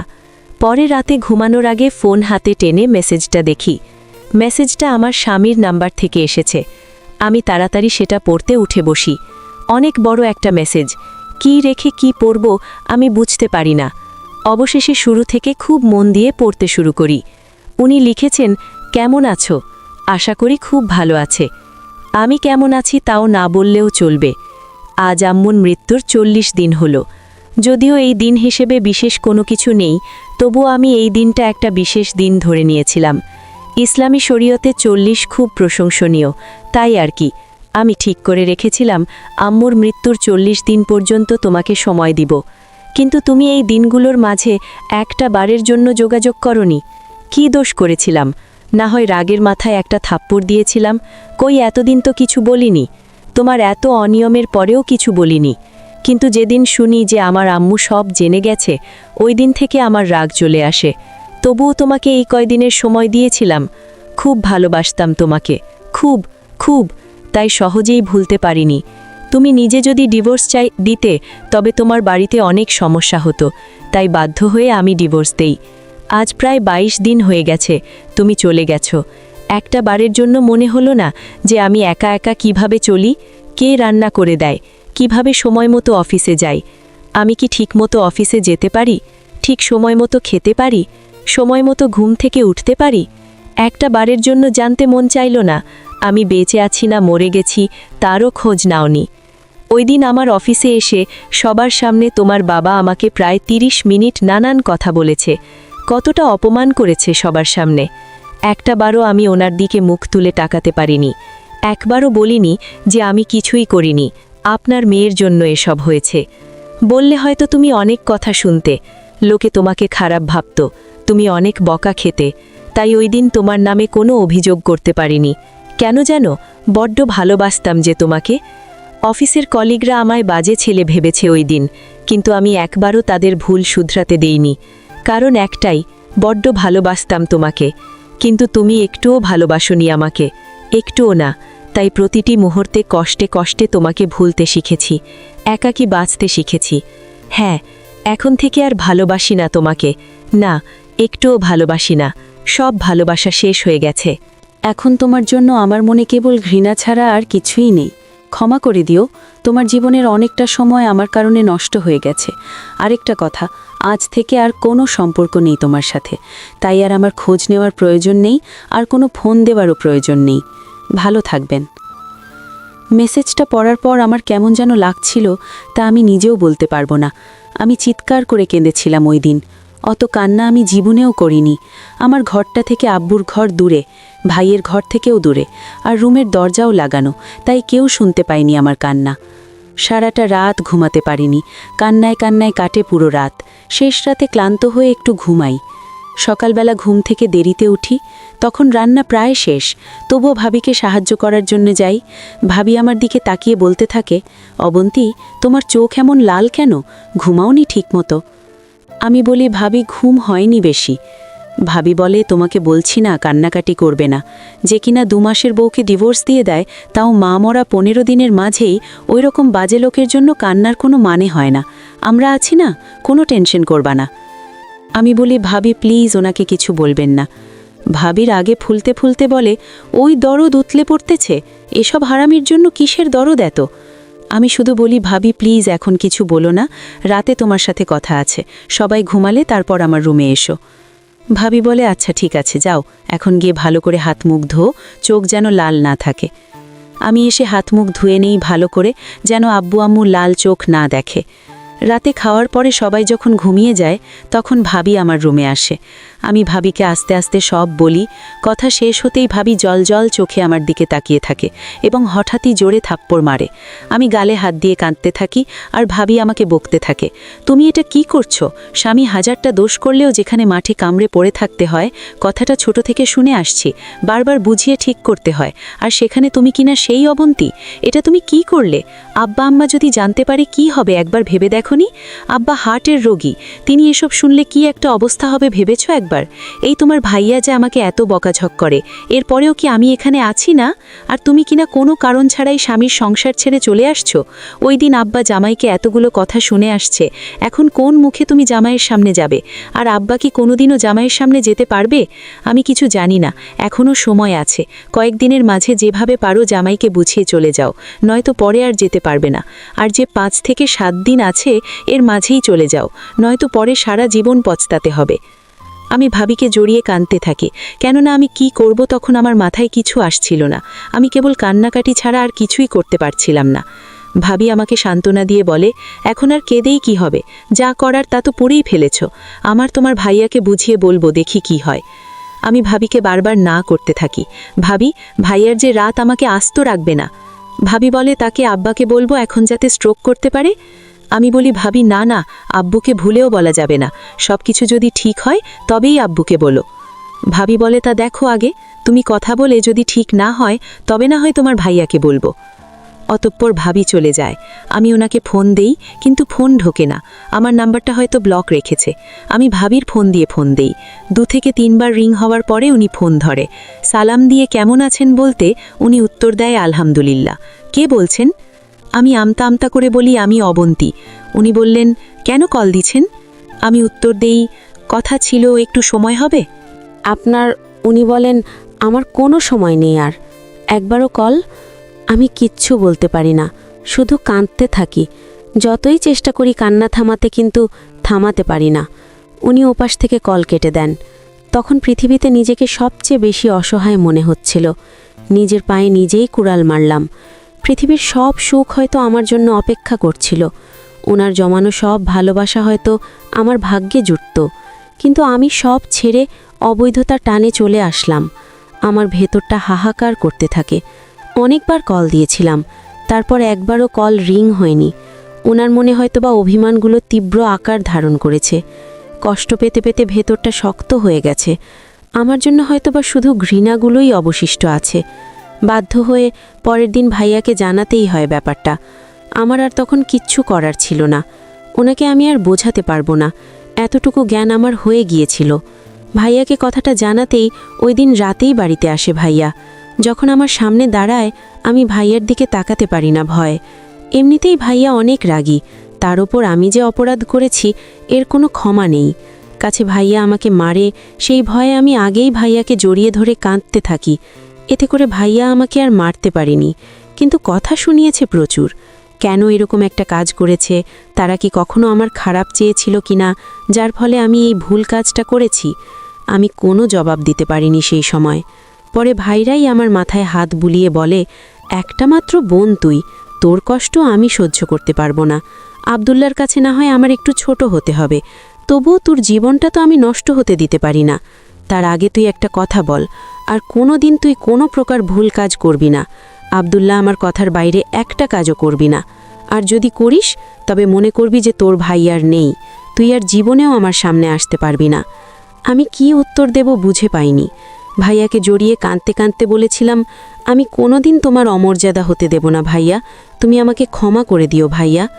আমি তখন স্পষ্টভাবে ভাইয়ের চোখেও পানি দেখতে পাচ্ছিলাম। ভাইরা যতই রাগী হোক না কেন, ছোট বোনগুলো যে তাদের কলিজা সেটা আমি ওই দিন বুঝতে পারি। আমিও অঝরে কাঁদতে থাকি আর বলতে থাকি, ভাইয়া আই এম সরি ভাইয়া। ভাইয়া আমাকে কিচ্ছু বলতে পারেনি। আমার চোখ মুছে দিয়ে বলে, তুই যে আমার কলিজা, তোর কান্না আমার সহ্য হয় না, আর কাঁদতে হবে না। আব্দুল্লাহকে আমি খুব ভালো করে চিনি, সব ঠিক হয়ে যাবে। ভাইয়ের কথা শুনে আমার কান্না থামেনি, বরং বেড়ে গিয়েছিল, কিন্তু ওই কান্নাটা ছিল খুশি। ভাইয়ের মুখ থেকে আমার প্রতি ভালোবাসার কথাটা শোনালাম। পরদিন শনিবার, আমার স্বামীর অফিস বন্ধ, এটা আমি জানতাম।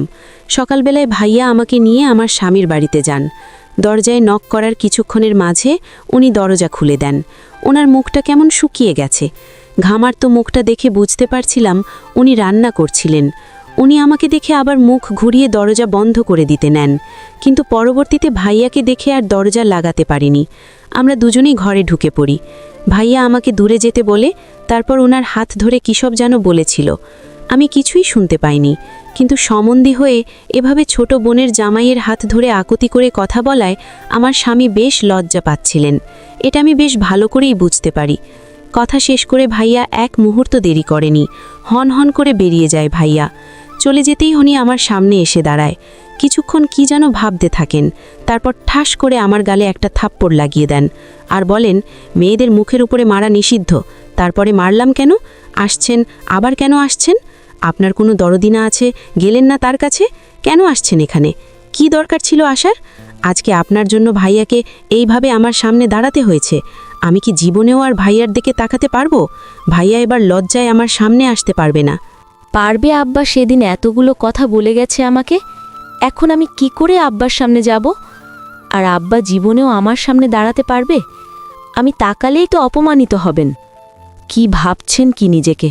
পৃথিবীতে একমাত্র আপনি সব বুঝেন, আর কেউ কিছু বোঝে না। আপনাকে আর কোনো দিনও এই ঘরে আনার ইচ্ছে ছিল না আমার। শুধু ভাইয়ার দিকে তাকিয়ে আমি কিছু বলতে পারিনি। তবে মনে রাখবেন, আসছেন এ বাড়িতে, থাকেন, কোনো সমস্যা নেই, কিন্তু ভুলেও আমার কোনো খাদিমদারি করতে আসতে হবে না। এতদিন যেমনভাবে চলে আসছি বাকি দিনও চলতে পারবো। অতপর আমাকে কিছু বলার সুযোগ না দিয়ে রান্নাঘরে চলে যান। আমি যে জীবনে কি জিনিস হারিয়েছি তা তখন বুঝতে পারিনি। কত আদর, আল্লাহর ভালোবাসা হয়তো আমার জন্য ছিল, কিন্তু ক্ষণিকের ভুলে আমি সব হারিয়েছি। বাবা মার সামনেও আমি অপরাধী হয়ে গেলাম। আমার ভাইয়াকে আমার জন্য নিজের ছোট বোনের জামাইয়ের কাছে ছোট হতে হলো। আর যিনি আমাকে এত ভালোবাসতেন তিনিও আমাকে অবহেলা করে চলে গেলেন। তবু অন্য কেউ হলে হয়তোবা আর কোনোদিন আমার এ বাড়িতে মাথা গোচার ঠাঁইটুকু পেতাম না, কিন্তু উনি তো তবু আমাকে অন্তত ঠাঁই দিয়েছেন, তাতেই আমি খুশি ছিলাম। ওই দিনের পর থেকে আর কখনো ওনার ভালোবাসাটুকু পাইনি, কখনো সুযোগ পাইনি ওনার বুকে একটু মাথা রাখা। ঘুমের মাঝেও একবারে জড়িয়ে ধরতে পারিনি, একটিবারের জন্য কাঁধে মাথা রেখে কাঁদতে পারিনি। উনি বিছানায় ঘুমোতেন না আমার স্পর্শ পাবেন বলে, সে আগের মতোই সোফাতেই ঘুমিয়ে পড়তেন। কতবার চেষ্টা করেছি ফ্লোরে বসে অন্তত ওনার হাতে মাথা রেখে ঘুমাতে, পারিনি। কখনো ঘুম থেকে উঠে ধমকাতে একটু দেরি করেনি। কতবার চেষ্টা করেছি পাশে ক্ষমা চাইতে, কিন্তু একটিবারের জন্য ওনাকে ছুতে পর্যন্ত দেয়নি। আমার ভেতরের কষ্টগুলো পাহাড়ের মতন বিশাল হতে থাকে প্রতিনিয়ত। চোখের পানি ঝরিয়েও কষ্ট কমাতে পারিনি। আমি মাঝে মধ্যে মাঝরাতে উঠে চুপ করে ফ্লোরে বসে থাকতাম, এক দৃষ্টিতে ওনার ঘুমন্ত চেহারার দিকে তাকিয়ে থাকতাম। কত সুন্দর একটা মুখ ছিল আগে, আমি যাওয়ার পরে একদম শুকিয়ে গেছে। যে মানুষটা কখনো রান্না করেনি সে ওই কটা দিন কি খেয়ে বেঁচেছিলেন তা আল্লাহ তাআলাই ভালো জানে। ওভাবে কখনো ঘন্টার পর ঘন্টাও বসে থাকতাম, চোখ থেকে পানিগুলো গাল বেয়ে বেয়ে গলা পর্যন্ত ভিজিয়ে দিত। অবশেষে ক্লান্ত হয়ে আবারও ঘুমিয়ে যেতাম। একদিন রাতে উনি অফিস থেকে ফিরতে খুব দেরি করছিল, টেনশনে আমার বুক শুকিয়ে আসছিল। অতঃপর প্রায় 10টার দিকে বৃষ্টিতে ভিজতে ভিজতে বাড়ি ফিরে সারা শরীরের কাপড় ভিজে একাকার, একদম কাক ভেজা হয়ে কাঁপতে কাঁপতে ঘরে ঢোকেন। তাড়াতাড়ি কাপড় পাল্টে কোনো রকমে কটা খেয়ে কাঁথা মুড়িয়ে দিয়ে সোফায় শুয়ে পড়েন। রাতে প্রচুর জ্বর আসে, আদু ঘুঙ্গাতে গুঙ্গাতে আবল তাবল বকতে থাকে। ঘুম থেকে উঠিয়ে কাঁধে ভর দিয়ে সোফা থেকে কোনো রকমে বিছানায় নিয়ে আসে ওনাকে। শরীর জ্বরে পুড়ে যাচ্ছে, মাথার নিচে পলিথিন কাগজ দিয়ে মাথায় প্রায় 2 বালতি পানি দিতে হয়, তারপর জ্বর কিছুটা কমে আসে। ভেজা বালিশ থেকে মাথা সরিয়ে আমার পায়ের উপরে শুয়ে দিই। রাত তখন প্রায় 1টা বাজে। আমার চোখেও প্রচুর ঘুম আসে, কিন্তু ওনার মাথাটা পা থেকে সরিয়ে বালিশ দিয়ে আমিও যে একটু ঘুমাবো তার সাহস হয় না। কতদিন পরে ওনাকে কাছে পাওয়ার একটু সুযোগ পেয়েছি, সেই ভাবনায় পেট দেয়ালে ঠেস দিয়ে বসে থাকে। কখন যে ঘুমিয়ে পড়ি নিজেও জানি না। হঠাৎ ওনার ডাকে ঘুম ভেঙে যায়। এই অবন্তী, অবন্তী, এই ওঠো। আমি ঘুম জড়ানো কণ্ঠে উত্তর দেই, কি হয়েছে আবার, খারাপ লাগছে? উনি বলে, না, এখন একটু ভালো লাগছে। আমি বলি, আচ্ছা, তবে ঘুমিয়ে থাকুন, সব ঠিক হয়ে যাবে। উনি বলে, তুমি এভাবে ঠেস দিয়ে ঘুমাতে পারবে? বালিশ নিয়ে শুয়ে পড়ো। আমি উত্তর দিই, আসলে একটা বালিশ ভিজে গেছে, আর একটাতে কি করে দুজন ঘুমাবো? তার চেয়ে ভালো এভাবেই ঘুমিয়ে থাকুন, আমিও ঘুমাই। আর কোনো কথা না বলে উনি উঠে বালিশ নিয়ে শুয়ে পড়েন, আর একটু পরে আমাকেও টেনে শুয়ে দেন। আমি এমনিতেই বসে বসে ঘুমিয়েছি, আমার ঘুম ভালো হয়নি। ঘুমে চোখ বন্ধ হয়ে আসে, তাই বিছানায় মাথা রাখতেই আমি ঘুমে তুলে যাই। সকালে ঘুম থেকে উঠতে নড়তে পারি না, তখনও পুরোপুরি সকাল হয়নি। আমি নিজেকে আবিষ্কার করি ওনার বুকে একটা মাত্র বালিশে উনি শুয়ে আছেন, আর আমি ওনার হাতের উপরে শুয়ে আছি। ওনার ডান হাতের উপরে আমার মাথা, আর বাম হাত দিয়ে আমাকে জড়িয়ে ধরে আছেন। তখন আমার যে কতটা ভালো লাগে আমি বলে বোঝাতে পারবো না। খুশিতে আমার কান্না চলে আসতে থাকে। কি আমি কোনো রকমে মাথাটা ওনার দিকে ঘুরিয়ে ওনার বুকে মুখ রেখে আবার ঘুমানোর চেষ্টা করি, কিন্তু বিভিন্ন ভাবনা আমাকে ঘুমাতে দেয় না। তাই বিড়াল ছানার মতো গুটি মেরে সজাগ হয়ে শুয়ে থাকি। উঠতে মন চায় না, কিন্তু বেশি দেরি হলে আবার নামাজ কাজা হয়ে যাবে, আর ওনাকে যদি নামাজের জন্য না দেখে দেই তবে হয়তো আবার রাগ করতে পারে। তাই কোনো রকমে নিজেকে ছাড়িয়ে নিয়ে অজু করে এসে ওনাকে ডেকে দেই। কিন্তু রাতে জ্বর থাকার কারণে হয়তো উঠতে কষ্ট হচ্ছিল, খালি বারবার হুবু করে আবারও ঘুমিয়ে যাচ্ছিলেন। আমি ওনার কপালে চুমু দিয়ে কানে কানে বলি, এই যে এত ঘুমালে হবে, নামাজ পড়তে হবে না, উঠুন না, নামাজ পড়ে তারপর আবার মন চাইলে ঘুমাবেন। এবার তিনি ঘুম থেকে উঠে তাড়াতাড়ি গিয়ে ফ্রেশ হয়ে অজু করে আসেন। দুজনে একসাথে নামাজ শেষ করি। নামাজ শেষ হতেই উনি বলেন, 2 রাকাত নফল নামাজ পড়ে নাও। আমিও ওনার কথা মতো নফল নামাজ পড়িনি, তবে নামাজ শেষে বুঝতে পারি এটা হলো সেই নামাজ যার 2 প্রান্তে একসাথে হওয়ার শুকরিয়া স্বরূপ আদায় করে। ওই দিনের পর থেকে আমি কিছুটা ভালোবাসা পাই। কিছুটা বলতে আমাকে আগের মতো অতটা অবহেলা করত না। অবহেলা কমে গেছে ঠিকই, কিন্তু আজও আমি ভালোবাসাটা পাইনি। জানি না কবে পাব। গল্পটা সম্পূর্ণ পড়তে চাইলে গল্পের শেষে লেখা কথাগুলো অবশ্যই পড়ে নেবেন। হঠাৎ বাস ড্রাইভার হার্ড ব্রেক করতেই সামনের দিকে ঝুঁকে পড়ে অবন্তী, আর অপরিচিতা নিজেদেরকে তাড়াতাড়ি সামনে নেয়। তারা এতক্ষণ ধরে ঝিম ধরে অবন্তীর কথাগুলো শুনতে থাকা অপরিচিতা বলে, আপু, তবে এখন আমার কি হবে? আমিও যে বড় একটা ভুল করে ফেলেছি। শোনো অপরিচিতা বোন, এখন তোমার বয়স সবেমাত্র 18 হয়েছে।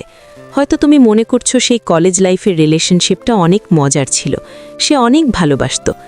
আরে বোকামি মেয়ে, সে যদি তোমাকে অনেক ভালোবাসত তবে একবারের জন্য হলেও তো তোমার পরিবারে বলতে পারত, অথবা তার পরিবার থেকে কাউকে পাঠাতে পারত। সে কিন্তু কিছুই করেনি। আরেকটা কথা শোনো, স্কুল কলেজ লাইফে কেউ কেউ রিলেশন কেন রাখে জানো? কেউ কেউ কেবলমাত্র একটু ফোনে গল্প করার জন্য আর কলেজে স্কুলের টাইম পাস করার জন্য রিলেশন করে। আবার কেউ কেউ রিলেশনে জড়ায় তার ঊর্ধ্ব বয়সীর চাহিদা মেটানোর জন্য। একটাবার লুকিয়ে খোঁজ নিয়ে দেখো, তোমার অবর্তমানে সে হয়তোবা আরেকটা রিলেশনশিপে জড়িয়ে গেছে। আবার নতুন করে কাউকে বলেছে, তোমাকে ছাড়া আমি বাঁচব না। তুমি হয়তোবা এখন আমাকে বলবে, আমি যে তোমাকে এত জ্ঞান দিচ্ছি, আমি কেন তবে ওই ভুলটা করেছিলাম? আসলে আমার ওই ভুলের কারণে শিক্ষা হয়েছে বলেই তো তোমাকে আজ বোঝাতে পারছি। ভুল থেকে তো সবাই শিক্ষা নেয়। এ বলে অবন্তী অপরিচিতাকে বোঝাতে লাগলো। অপরিচিতা বলে উঠল, আপু, আমি যেমন 2 বছরের সম্পর্কের মায়ায় জড়িয়ে গেছি, সে কি জড়িয়ে যায়নি? অবন্তী বলে, হ্যাঁ, এটা ঠিক বলেছ। একসাথে চলার ফলে আসলে মায়া জন্মায়, ভালোবাসা জন্মায়। প্রথম দেখায় তো কেবল সুন্দর চেহারাটাই ভালো লাগে, কিন্তু একটা কথা মনে রাখবে, 3 থেকে 4 বছরের রিলেশনশিপের মায়ার চাইতে 3 অক্ষরের কবুল শব্দটার মায়া অনেক বেশি। হুট করেই একজনকে আই লাভ ইউ বলে ফেলা যায়, কিন্তু কবুল শব্দটা উচ্চারণের সময় হৃদয়টা ছিঁড়ে যায়, চোখ থেকে আপনা আপনি পানি ঝরে। সেই পানিটা একদিকে সুখের, অন্যদিকে বেদনার।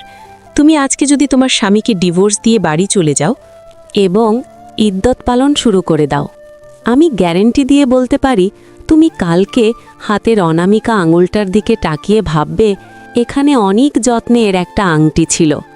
খেতে গেলে ভাববে, সে কি খেয়েছে, না আমার জন্য কষ্ট পেয়ে না খেয়ে ঘুমিয়ে পড়েছে। ঘুমাতে গেলে ভাববে, সে কি ঠিকমতো ঘুমাতে পারছে, নাকি বিছানার দিকে তাকিয়ে আমার কথা ভাবছে। তারপর দিন শেষে পরিসংখ্যান করবে, তুমি তার চাইতে বেশি ভেবেছ, তুমি তার চেয়ে কম ঘুমাতে পেরেছ, তুমি ঠিকমতো খেতে পারোনি। তখন আবার ভাবতে শুরু করবে, ওই দিন কত কষ্ট করে আলহামদুলিল্লাহ, কবুল শব্দগুলো বলেছিলাম, আজ এত তাড়াতাড়ি সব ভুলে চলে না? আমি কি ভুল করিনি? তখন তোমার বুঝে আসবে যে হ্যাঁ, তুমি কি জিনিস পিছনে ফেলে রেখে চলে এসেছ। তখন অনেক দেরি হয়ে গেছে। তুমি আর সেই হারানো জিনিস আগের মতো করে ফিরে পাবে না। অপরিচিতা উত্তর দেয়, আপু, তবে এখন আমি কি করব? আমাকে একটা সঠিক রাস্তা বলে দাও। অবন্তী বলে, আমি এতক্ষণ যা বললাম খুঁজে দেখো, তার মাঝেই তোমার সঠিক রাস্তা। তুমি ওইসব অতীত ভুলে এখন বাস্তবতার চিন্তা করো। এখন তোমার বিয়ে হয়ে গেছে। বিয়ের পরে তুমি যতই অতীত ভাববে, ততই তোমার পাপের পাল্লা ভারী হবে। আর তাছাড়া তুমি যদি এখন আবার সেই পুরাতন প্রেমিকের কাছে ফিরে যাও, তুমি কি ভাবছ তুমি সুখী হবে? মোটেও না। ছোট থেকে ছোট ভুলে সে তোমাকে খোটা দেবে। তোমার একটু ভুলেই শাশুড়ি ননদের খোটা শুনতে হবে। তাই যা বলেছি তাই করো। যাও, পেছনের সিটে গিয়ে বসো, রাতে অতীত ভুলের জন্য স্বামীর কাছে ক্ষমা চেয়ে নিও, আর সুন্দর করে সংসার শুরু করো। অপরিচিতা একটু চুপ থেকে আবার বলে, সত্যি যাব আপু? অবন্তী বলে, তো আর কি, যাও, পেছনের সিটে যাও, আর আমার জন্য দোয়া করো যেন সব ঠিক হয়ে যায়। অপরিচিতা মুচকি হেসে অবন্তীর পাশ থেকে উঠে 2 সিট পেছনে গিয়ে স্বামীর পাশে বসে। অবন্তীর মুখেও হাসি ফুটে ওঠে। মনে মনে বলতে থাকে, আল্লাহ, আমি পেরেছি। নিজে ভুল করলেও অন্যকে ভুল করতে দেইনি। আমি তাকে বোঝাতে পেরেছি। আমি একটা সংসার সুন্দর করার উসিলা হয়েছি।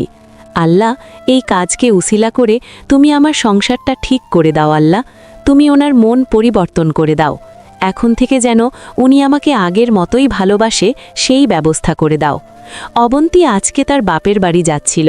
একা একা তো আর যাওয়ার কথা ছিল না, অবশ্যই তার স্বামীর সাথে থাকত। আসার সময় স্বামীকে অনেক বলেছিল, কিন্তু তার স্বামী আব্দুল্লাহ বলে, দেখো, আমি কোন মুখ নিয়ে তোমাদের বাড়িতে যাব? আমি পারবো না।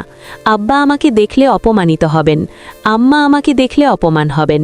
আমি কারো দিকে মুখ তুলে তাকাতে পারবো না, কারণ মুখ তুলে তাকালে তারা অপরাধ বোধে ভুগবে। আমি চাই না ওনাদের অপমানিত করতে। তার চেয়ে ভালো তোমার যেতে মন চাই যাও, আমি গাড়িতে তুলে গিয়ে আসি। বাস একবারে তোমাদের এলাকার স্টেশন হয়ে যাবে, সেখান থেকে পরে রিক্সা করে চলে যাবে। অবধি আর কিছুই বলতে পারে না, কারণ তার বোঝা হয়ে গেছে কি ভুল সে করে ফেলেছে। তাই কেবল মাথা ঝাঁকিয়ে সম্মতি জানায়। আব্দুল্লাহ স্ত্রীকে গাড়িতে উঠিয়ে দিয়ে নিজেই অফিসে চলে যায়। আর সেই বাসে উঠে অন্য আর এক নববিবাহিত দম্পতি যখনই মেয়েটি তার স্বামীর সাথে না বসে বরং অবন্তীর পাশের খালি সিটে এসে বসল, তখনই অবন্তীর মনে হলো হয়তোবা তাদের কোনো ঝগড়া হয়েছে, নতুবা তার মতোই কোনো সমস্যা। তখনই অবন্তীর প্রশ্নের জবাবে অপরিচিতা বলে তার জীবনের প্রথম প্রেমের গল্প, তার ভালোবাসার গল্প এবং তার পরিবার তার অমতি তাকে বিয়ে দিয়েছে সেই গল্প। অবন্তী অপরিচিতা তার ভুলটা বুঝতে পেরে নিজের জীবনে তিক্ত অভিজ্ঞতার কথা বলে অপরিচিতাকে বোঝাতে সক্ষম হয় যে আসলে বিয়ের সম্পর্কটাই আসল সম্পর্ক। অবন্তী স্টেশনে এসে পড়েছে, তাই নামতে যায়। তখন খেয়াল করে পেছনের সিটে তাকিয়ে দেখে অপরিচিতা তার স্বামীর কাঁধে মাথা রেখে বসে আছে। নিজের অজান্তেই হাসি ফুটে ওঠে তার ঠোঁটে।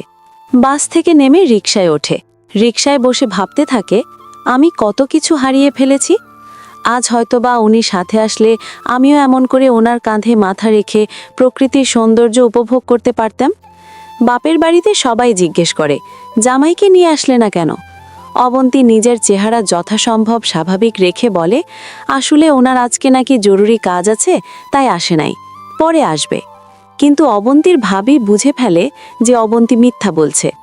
রাতে খাওয়া দাওয়ার পরে অবন্তীকে জিজ্ঞেস করে, অবন্তী, তোমার জামাইকে এখনো রাগ করে আছে নাকি? আজকে আসলো না কেন? অবন্তীর ভাবির কাছে কিছু লুকায় না, সব বলে দেয়। অবন্তীর ভাবি ওকে সান্ত্বনা দিয়ে বলে, কেঁদো না, সব ঠিক হয়ে যাবে। একটা বাবা হলে দেখবে সব ঠিক হয়ে যাবে। দেখো নাই, তোমার ভাই আগে আমার সাথে কত রাগ দেখাতো, কিন্তু যেদিন শুনেছি আমার বাবু হইব, ওই দিন থাইকাই তো আমি যা বলি তাই শুনি। আগে তরকারিতে একটু লবণ কম বেশি হলেই রাগারাগি করত, আর ওই দিন তরকারিতে লবণ ভুলে দেই নাই, কিন্তু চুপচাপ কষ্ট করে খাইয়ে আনছে। খাওয়া শেষ করে তারপর বলছে, এই তরকারিতে লবণ মনে হয় কম হইছে। পরে তো আমি দেখি যে লবণই দেই নাই। আমি পরে যখন কইলাম, আপনি লবণ ছাড়া তরকারি কেমনে খাইছেন, একবারও বললেন না তো। পরে তোমার ভাইয়া কইতেছে, তুমি সারাদিন এত কষ্ট করো, এই গরমের মধ্যে রান্না করো, আমি একটু কষ্ট করে না হয় খাইলাম।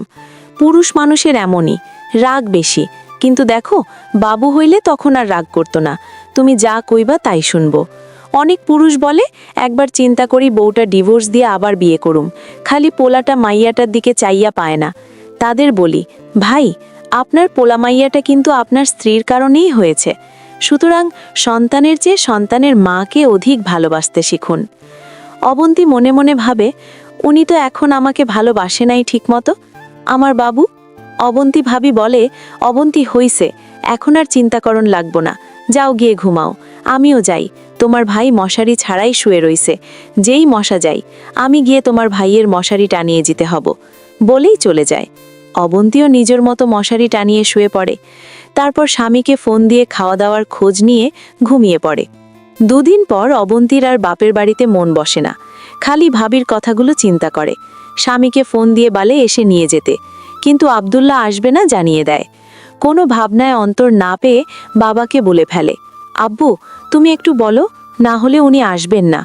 অবন্তীর বাবার লজ্জা সত্ত্বেও কোনো রকমে মেয়ের জামাইকে কল দিয়ে বাড়িতে আসার কথা বলল। আব্দুল্লাহ শ্বশুরের কথা ফেলতে পারল না, অবন্তীকে নিতে চলে আসলো। খাবার টেবিলে যখন সবাই একসাথে খেতে বসল, আব্দুল্লাহ একবারও মাথাটা উঁচু করতে পারল না। পাশে তার শ্বশুরের সাথে চোখাচোখি হয়ে যায়। বিকেলে স্ত্রীকে নিয়ে বাড়ি ফিরে আসলো আব্দুল্লাহ। রাতে ঘুমোতে যাওয়ার আগে অবন্তীকে সাজাতে দেখে প্রশ্ন করে, এই রাতের বেলায় সাজগোজ করার মানেটা কি? অবন্তী একটু লজ্জা মাখা সুরে বলে, খুব ইচ্ছে হচ্ছিল তাই। আব্দুল্লাহ আর কিছু না বলে শুয়ে পারে। অবন্তী হতাশ হয়ে তাকিয়ে থাকে স্বামীর দিকে। কত কষ্ট করে সাজলাম, আর উনি কিনা ঘুমিয়ে যাচ্ছেন। তাই এত রাতকে সাজগোজ করার মানেটা কি বুঝলাম না। কেন সেজেছি তা বুঝি আপনি বুঝেন না? না, বুঝি না তো। তুমি না বললে কি করে বুঝবো? কেন করেছ? আমার একা একা ভালো লাগে না। আপনি তো সারাদিন অফিসে থাকেন, আর আমি বাড়িতে সারাদিন একা একা থাকি। আমার বোরিং লাগে। তাও একা থাকার সাথে এই সাজুগুজুর কি সম্পর্ক? কোনো সম্পর্ক নেই। আমার মন চাইছে তাই সেজেছি। ন্যাকাময় করে কিছু যেমন বোঝে না। আপনার শুনতে হবে না কিছু, বলে একটা কৃত্রিম রাগ দেখিয়ে উল্টো পাশে ঘুরে। আব্দুল্লাহ অবন্তীর রাগ দেখে হেসে ফেলে। অবন্তীকে পিছনে থেকে জড়িয়ে ধরে বলে, এই শোনো না, আমাদের যদি একটা ছোট্ট মেয়ে থাকতো তবে কত ভালো হতো, তাই না? সারাদিন দৌড়াদৌড়ি করত, কত ভালো হতো, তাই না? অবন্তী মুখ ঘুরিয়ে আব্দুল্লার বুকে মাথা রাখে। বিড়ালছানার বুকের সাথে মিশে গিয়ে বলে, একটা কথা বলবো আপনাকে? বলতে থাকো। জানি না আপনি বিশ্বাস করবেন কিনা, তবুও বলি। আমার আর ওর মধ্যে যদিও 3 বছরের একটা সম্পর্ক ছিল, কিন্তু কসম করে বলতে পারি আমাদের মধ্যে কোনো খারাপ সম্পর্ক ছিল না। অবন্তী, এখন ওসব কথা থাক। সব কিছু আপনাকে না বললে যে আমার ভেতরে শান্তি হচ্ছে না। আমার বুকটা ফেটে যায় যখন আপনি আমার সাথে ঠিকমতো কথা না বলেন। আমি অবশ্যই মানছি আমি যা করেছি তার কোনো ক্ষমা নেই। তবুও বলি, প্লিজ বিশ্বাস করুন, আমাদের 8-10টা রিলেশনশিপের মতো আমাদেরটা ছিল না। আমরা অ্যাটলিস্ট কোথাও একসাথে ঘুরতে পর্যন্ত যাইনি। আমার ভুলগুলো আমি অবশ্যই মেনে নিয়েছি, কিন্তু প্লিজ আপনি কখনো আমাকে চরিত্রহীন বলে মনে করবেন না। অবন্তী, চরিত্রহীন কথাটা হয়তো ছোট, কিন্তু এর মানে অনেক বিশাল। আমি কখনোই হয়তো তোমাকে কথা বলতে পারবো না। যদি কথা বলতে পারতাম তবে কখনোই তোমাকে ফিরিয়ে আনতাম না। অবন্তী, থাক, আগে যা হয়েছে তা ভুলে যাও। শুধু এতটুকুই মনে রেখো, আমি সত্যিই তোমাকে অনেক ভালোবাসি, অনেক। তাই অন্তত এমন কথা আমার সামনে বলো না যাতে আমি কষ্ট পাই। আপনি আমাকে ভালোবাসেন, এটা আমি খুব ভালো করে জানি। ইনফ্যাক্ট আমিও কোনোদিন আপনাকে এতটা ভালোবাসতে পারবো কিনা জানি না। এত ভালোবাসার পরেও কেন তবে আমাকে দূরে রাখেন? জানি না কেন জানি একটু রাগ জমে গিয়েছিল তোমার প্রতি। এটাকে রাগ বলে না ঘৃণা বলে? আপনি আমাকে অনেক ভালোবাসতেন, তাই আমি যখন আপনাকে একটুও ভালোবাসিনি তখন আস্তে আস্তে আপনার কষ্ট লাগতে থাকে, আর সেই কষ্ট থেকে আস্তে আস্তে আমার প্রতি ঘৃণা জমে গেছে। যখনই আমি চাই যে একটু আপনার বুকে মাথা, তখনই আমার স্পর্শটা পর্যন্ত আপনার ঘৃণা লাগতে থাকে। জানেন আমার কতটা কষ্ট হয়? আপনি বলবেন, সবাই বলবে যে আমি অন্য কোথাও যেতে পারিনি বলেই এসে আপনার কাছে ঠাঁই নিয়েছি। আমিও এটা অনেকটাই মানি, কিন্তু বিশ্বাস করুন আমিও অনেক ভালোবাসি আপনাকে। আপনার প্রতিও আমার অনেক মায়া ছিল, কিন্তু কেন জানি না আমি শয়তানের কাছে হেরে গেলাম। আমি পারিনি সব ভুলে আপনার বুকে মাথা রাখতে। আব্দুল্লাহ কাঁদতে কাঁদতে বলে, আমার মা শেষ মুহূর্তে এসে শুধু তোমার জন্য কষ্ট পেয়েছে। অবন্তী, মা আমাকে ভরসা করার মতো কারো কাছে রেখে যেতে পারিনি, এজন্য কষ্ট পেতে পেতে মারা গেছে। অবন্তী, মায়ের জন্য কি তোমার একটুও মায়া লাগেনি? অবন্তী ঢুকরে ঝুঁকরে কাঁদতে কাঁদতে হঠাৎই পাগলের মতো করে কাঁদতে কাঁদতে বসে থাকে। মা আমাকে এত ভালোবাসত, আমাকে এত আদর করত। আমাকে যেদিন বলেছিল তুই তো আমার মেয়ের মতোই, সেদিন থেকে উনি আমার কাছে নিজের মায়ের মতোই হেরে গিয়েছিল। জানি না তবুও কেন আমি মাকে এতটা কষ্ট দিলাম। ওই কথা মনে পড়লে আমার কলিজাটা ছিঁড়ে যায়। আজও ওই ঘরে গেলে আমার চোখে ভেসে ওঠে উনি হাসতে হাসতে বলেছেন, তুই তো আমার মেয়ের মতোই। অবন্তী আর বলতে পারে না, পাগলের মতো কাঁদতে থাকে। আব্দুল্লাহ অবন্তীকে শক্ত করে জড়িয়ে ধরে বলে, প্লিজ আর বলো না, একটু শান্ত হও, নয়তো শরীর খারাপ করবে। অবন্তী একটা ভেজা বিড়ালের বাচ্চার মতো করে স্বামীর বুকের সাথে লেপ্টে থাকে। একটু পরপর ফুপিয়ে ফুপিয়ে কাঁদতে থাকে। বেশ অনেকক্ষণ পরে অবন্তীকে চুপ থাকতে দেখে আব্দুল্লাহ বলে, এই অবন্তী, ঘুমিয়ে গেছো? না, আর কতক্ষণ এভাবে থাকতে দিন না প্লিজ। আর একটু শক্ত করে ধরবেন আমাকে, যেন এতদিনের সব কষ্ট মিশে যায়। অবন্তী, তোমার কি হয়েছে বলো তো? আচ্ছা শোনো, আজকে থেকে আর অতীতের কোনো কিছু নিয়ে ভাবতে হবে না, কেমন? আর এই কয়েকদিনের জন্য দুঃখিত, আর বকা দেব না তোমাকে। সত্যি এভাবে আগলে রাখবেন তো সব সময়? আর একটা কথা দেবেন। আবার কি কথা? আজকের পর থেকে আমি যদি কোনো ভুল করি তবে আমাকে প্রয়োজনে যতক্ষণ ইচ্ছে মারবেন, কিন্তু আমাকে আপনার কাছ থেকে দূরে যেতে দেবেন না। আচ্ছা ঠিক আছে, এবার বলো ছাদে যাবে? আজকে অনেক সুন্দর একটা চাঁদ উঠেছে। এই চাঁদ সব সময় উঠবে, কিন্তু আমার এখন যতটা ভালো লাগছে এই ভালো লাগা আর কখনো পাবো না। আব্দুল্লাহ মুচকি হেসে বলে, সব সময় থাকবে তো? যদি আবার কখনো আমাকে ছেড়ে যাও আমি হয়তো বাঁচব না। সেদিন তা পৃথিবীর ইতিহাসে আর কখনো আসবে না। যতদিন বেঁচে আছে এভাবে পাশে থাকব। বিনিময়ে শুধু একটু ভালোবাসা দেবেন আব্দুল্লাহ। আর কিছু না বলে অবন্তীর কপালে একটা গাঢ় চুমু দেয়। অবন্তী যেন তার জীবনের সবচেয়ে বড় কিছু পায়। সে গুটি মেরে আবারও মিশে যায় স্বামীর বুকে। স্বামীর গেঞ্জি দিয়ে চোখ মুছতে মুছতে ভাবে থাকে, এর চেয়ে সুখ আর কি হতে পারে?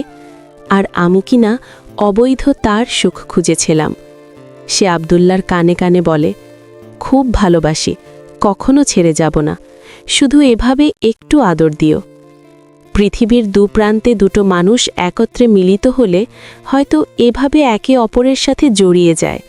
তারা তখন চাইলেও একে অপরের থেকে দূরে থাকতে পারে না। কোনো এক অজানা সুতো তাদের বেঁধে রাখতে চায়।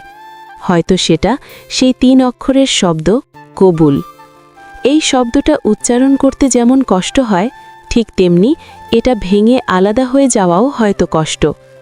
পরিশেষে একটা কথাই বলা যায়, অবধি তার সুতোয় বাঁধা পড়ার আগেই প্রিয়জনদের এই বৈধ ভালোবাসায় সুতোয় বেঁধে দিতে চেষ্টা করুন।